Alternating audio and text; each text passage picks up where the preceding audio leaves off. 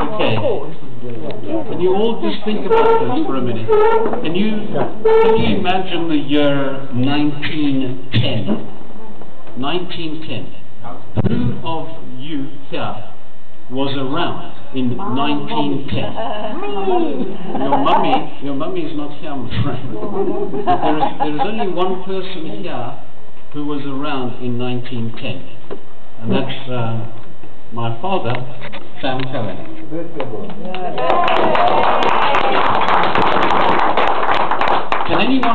Can anyone remember what happened in 1910? Union. Yes, South Africa was born. South Africa was born, and my father was born as well. That was 100 years ago, 1910. And in Psalm 90, David said, our days may come to 70 years or 80 if our strength endures. And at this point I'm going to sit down because this speech I'm actually giving to my father, but you can listen. You can listen to me talking to my father. Right. Dad, your strength has endured and you have reached your century. Oh. I'm talking to you, Dad.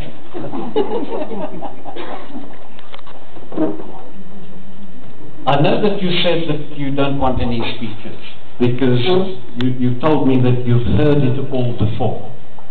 Well, I couldn't let this milestone pass without extolling your virtues and speaking about some of your attributes.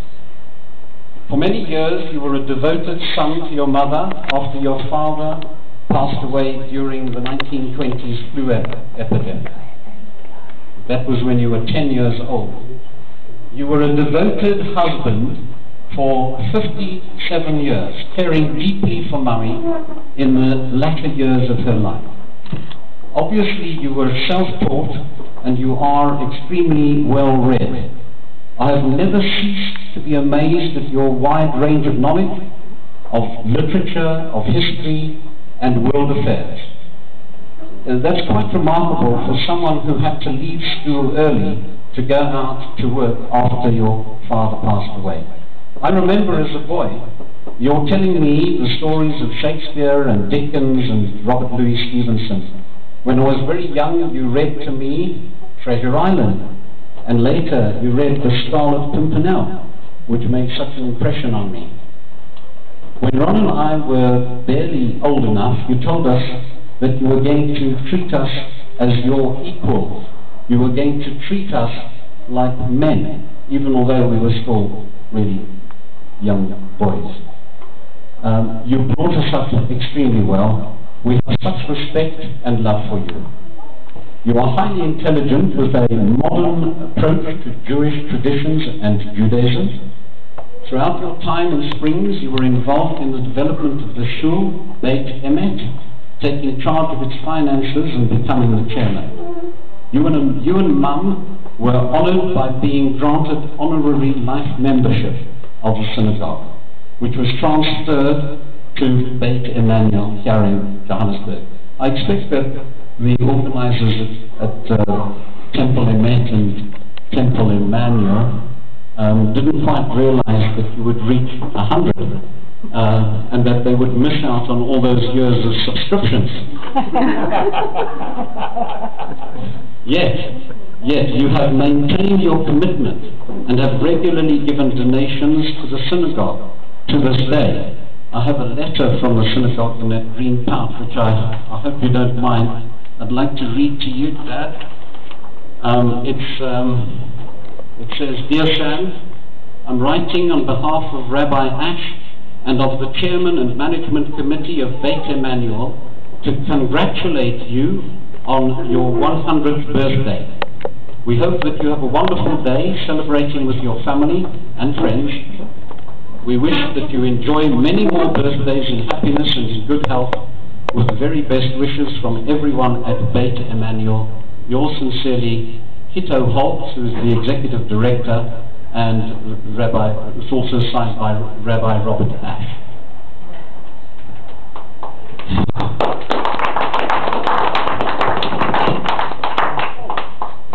Life in Springs was tough at times. When the business of Sweetlands, the sweet shop, was faltering, you would not cut corners and remained exceptionally ethical in business. If there is one attribute that you have inculcated in Ron and me, it is that of honesty and total ethical behavior. One cannot place a monetary value on the reputation gained by that. You have always been conscientious and hard-working until the age of 90 and absolutely meticulous in everything that you do. You are someone who can be trusted. You single-handedly turned around the financial fortunes of Springs Town Bowling Club when you took over as treasurer. The bar takings no longer went missing.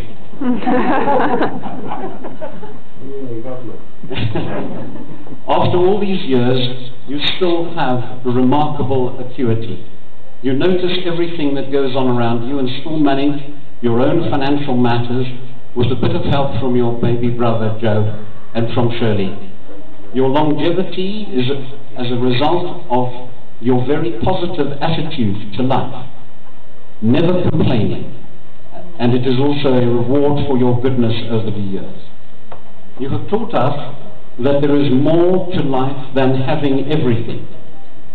I'd like to paraphrase a poem by Ralph Waldo Emerson, the American poet and essayist, a poem entitled "What is Success?"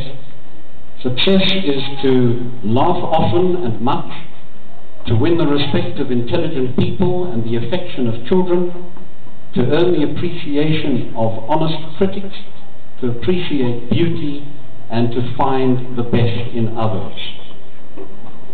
At this point, I should say that some people have not been able to attend this party, and I'd like to mention them on your behalf. That first, Ron and Helene, who are in Perth, Australia, and fortunately Ron was able to visit you a few weeks ago.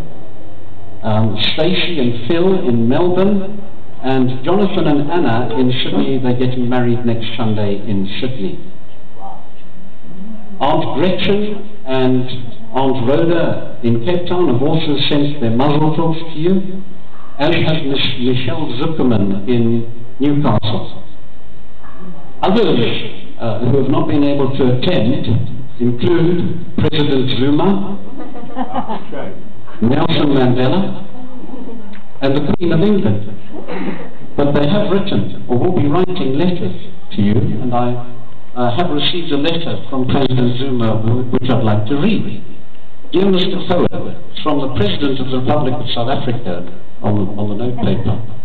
I'm delighted to offer you my warmest greetings and congratulations on the occasion of your 100th birthday on the 27th of November. It is a measure of extreme pride and a recognition of a life fulfilled that I wish you, on behalf of the government and the people of South Africa, a very happy, special birthday as you celebrate your 100th year. It is my hope that this special day will evoke many cherished memories and fill you with happiness. I wish you and your family all the best during the celebration of this special day. Yours sincerely, Mr. Jacob Gedli Zuma.